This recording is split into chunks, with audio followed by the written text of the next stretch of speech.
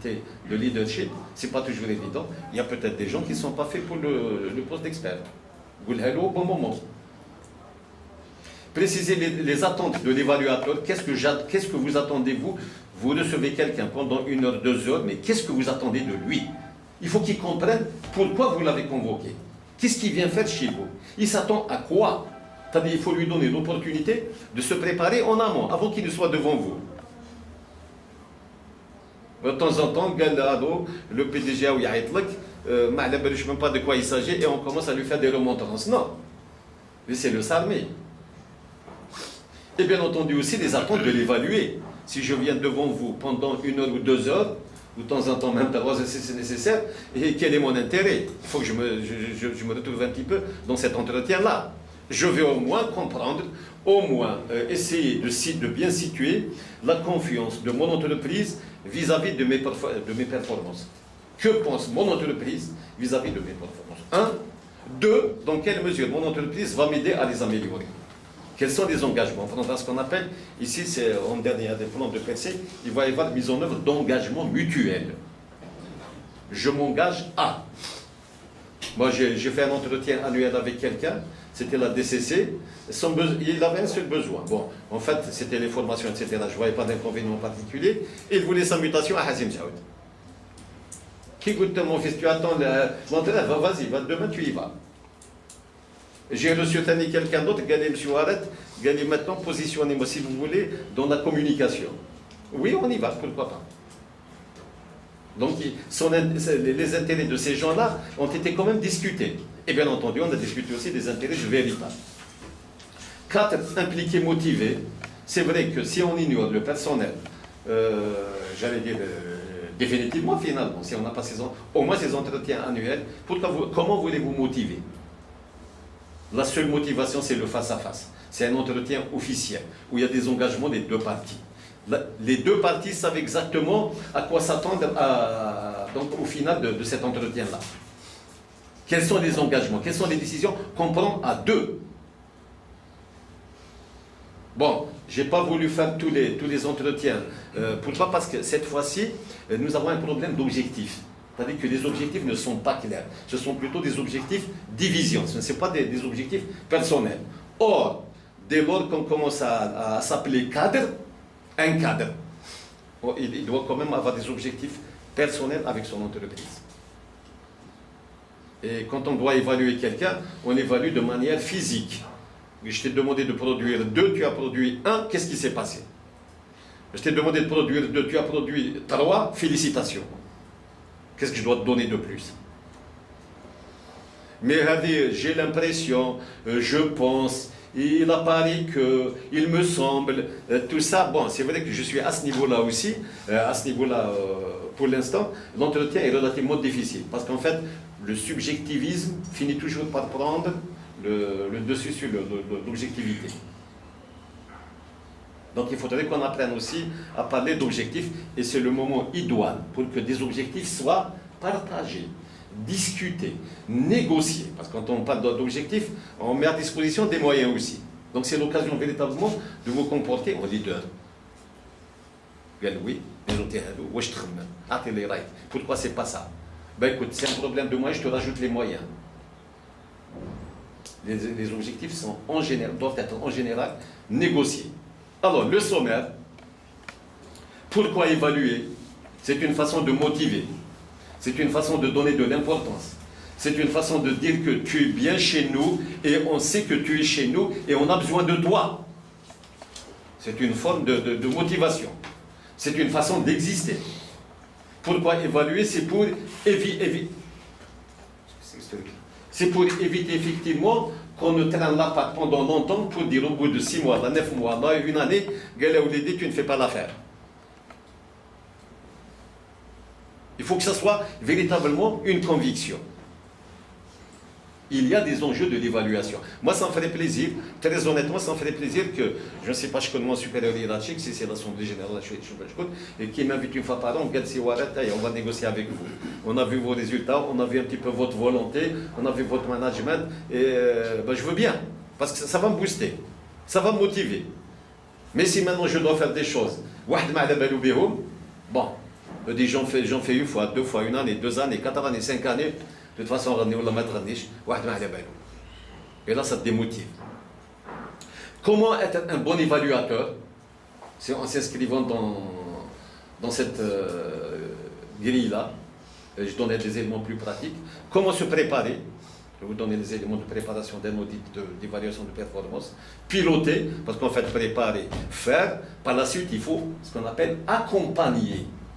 Quand on n'est pas dans l'idée de l'accompagnement, donc du pilotage, vous allez faire, c'est vrai, hein, mettez en marche votre bécane, décollez, mais si vous ne pilotez pas pendant tout le trajet, voilà qu'on règle. C'est ça, on oublie. De temps en temps, Galon fixe des objectifs, on donne des moyens, Galon se revoit dans 6 mois, une année. Non. Non, il faut trouver un échéancier d'accompagnement, donc de pilotage. Et des engagements. Je prends avec vous des engagements, vous prenez avec moi des engagements. Ce n'est pas uniquement pour évaluer, c'est pour trouver un plan de charge qui permette aux deux parties de s'épanouir. Wahad, il s'épanouit dans les compétences, hein, il commence à prendre du goût au travail, du plaisir au travail, parce qu'il a les outils pour travailler, et il a la motivation nécessaire, il a l'accompagnement nécessaire. L'autre, bien entendu, il doit faire des résultats. Quand je parle de résultats en termes d'amélioration de la sécurité, pas résultats financiers uniquement. Pas uniquement l'argent. Voilà, donc des engagements. Apprendre à prendre des engagements mutuels entre les deux parties. Je m'engage à, tu t'engages à, et on met en place les moyens. Je pilote, et chaque fois que tu as des difficultés particulières, n'attends pas la fin des 6 mois, la première semaine, tu m'en parles. Ben, ça n'avance pas. C'est un petit peu ce que je vis maintenant pour compétences ADA. Comme j'attends quand même qu'il y ait quand même quelques, à part de chez les divisionnaires, j'attends quand même quelques mallettes pédagogiques. Et donc, vous ne pouvez pas vous imaginer toute la noblesse de faire un papier comme ça et de le partager avec les gens. Moi j'ai travaillé chez Madame Saïdi, je connais tout de suite ce dossier-là. Il est fantastique. Et c'est des formations en général qui coûtent les yeux de la tête. Parce que ce sont des formations de leadership. Elles font partie du leadership. Votre charisme, votre leadership, votre capacité à piloter un entretien d'évaluation, c'est excessivement important parce qu'en fait, vous allez augmenter la confiance entre vous et votre collaborateur. Et par ailleurs aussi, parce que quand vous pilotez ça bien, dans toutes les réunions que vous allez faire dans les ministères, à gauche et à droite, bon, ce sont des réunions où les gens regardent d'abord votre leadership. Aujourd'hui, il est beaucoup plus question de ça que d'autre chose. Sinon, le technicien en électricité, le technicien en hydraulique, le technicien en fiabilité, ça peut exister partout. Mais véritablement, la race, l'expert racé, là, celui-là, il faut le bâtir quand même. Le racé. Oui, c'est un vrai expert. Mais c'est un vrai artiste. C'est un leader, c'est quelqu'un qu'on suit. C'est quelqu'un à qui on fait confiance. C'est quelqu'un qui nous inspire. On veut être comme lui. Et là, ados, ils n'écoutent pas les règles. On fera des études de cas. Les études de cas, je les ferai particulièrement en priorité avec les divisionnaires et les DT. Bon, on va tout simplement filmer le pilotage d'un entretien d'évaluation de performance. On va jouer le jeu. Et ça fait partie de toute la communication. Donc, il n'y a pas uniquement l'évaluation de la vie. Quand est-ce qu'il faut évaluer les performances? Bon, moi, je l'ai fait en temps masqué. C'est quand j'ai le temps que je le fais. Ce qui est une erreur à ne pas faire. Mais c'était un début. Il fallait quand même commencer quelque part. Et bien entendu aussi, on se pose la question de la périodicité. Combien de fois? Quand et combien de fois dans l'année? Moi, je parlais d'un entretien au moins annuel et d'un pilotage, d'un accompagnement permanent. Là, on comprend que le divisionnaire, dans son bureau, l'une des missions principales du divisionnaire, ça sera d'attendre que l'expert vienne chez lui pour lui demander conseil ou avis, ou pour l'aider à aller vers l'atteinte de ses objectifs. Déjà, pour ceux qui fument, hein, j'espère qu'il ne faut pas fumer, c'est pas intéressant. Il y a à longueur de journée, il attend qu'il a une dizaine, quinzaine d'experts, il attend qu'il vienne chez lui, il a déjà amplement mérité son salaire. temps en temps, il dit qu'il le bureau mais des oui, mais il attend que les gens viennent le voir, à condition qu'il y ait eu cet entretien d'évaluation, qu'il y ait eu des objectifs, qu'il y ait eu des engagements et les pays pour piloter ces engagements-là. Il est occupé, je vous assure qu'il est occupé. Un expert qui est mis en confiance, qui vient un petit peu, je vais vous faire découvrir ses faiblesses, c'est un expert qui demande de l'aide. Et vous êtes occupé, sans pour autant avoir un plan de chasse particulier.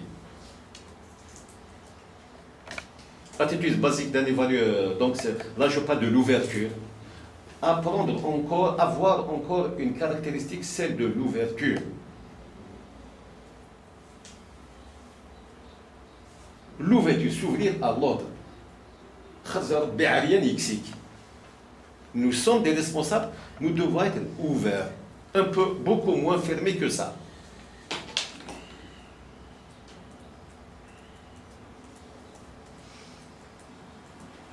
Voilà.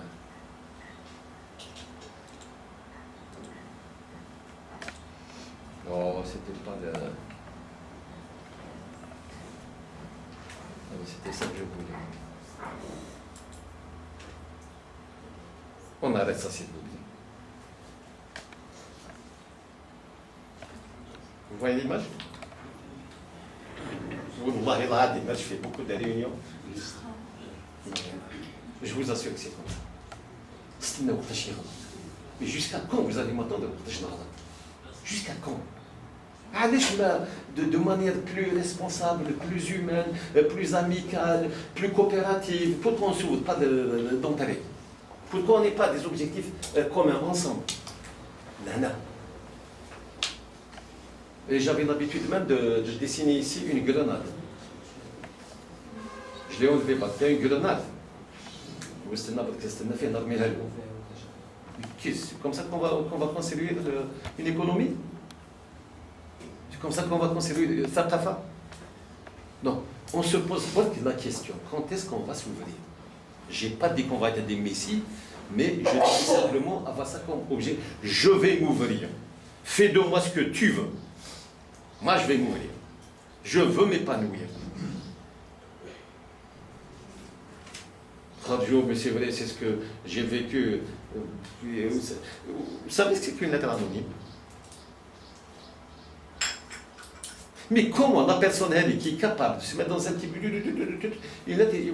Même pas, c'est moi.